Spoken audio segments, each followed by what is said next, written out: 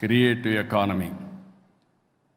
ఏది చూసినా మీరు చేసే పని డిఫరెంట్గా చేయడమే, లేకుంటే 10 మందికి అర్థమయ్యే విధంగా సొల్యూషన్ ఇవ్వగలిగితే, యూస్ కేసెస్ తయారు చేయగలిగితే ఫ్యూచర్ దీనికి ఎంతో ఉంటుంది.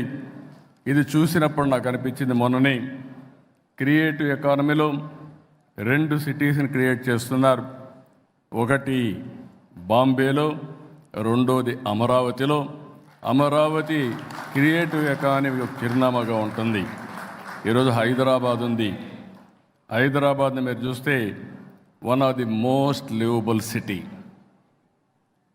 ఈరోజు ఆలోచించింది కాదు.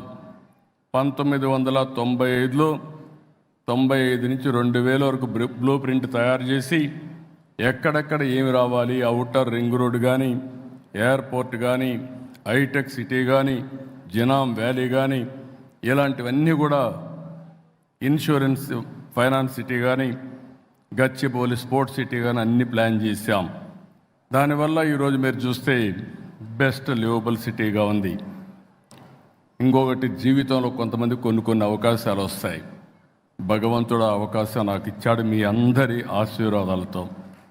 అదే ఒకప్పుడు హైదరాబాద్, ఇంకొక సిటీని తెలుగు జాతికి అందించే అవకాశం అమరావతి అని చెప్పి కూడా నేను మీకు తెలియజేస్తున్నా.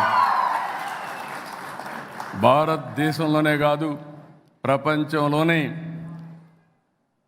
ఏ టాప్ సిటీస్ ఇండియాని చూస్తే 1 and 2గా అమరావతి, హైదరాబాద్ ఉంటాయని చెప్పి కూడా మీ అందరికీ విజ్ఞప్తి చేస్తున్నా. అది తెలుగువారి శక్తి, అది ఉండాలని చెప్పి నేను మనస్ఫూర్తిగా ఆకాంక్షిస్తున్నా.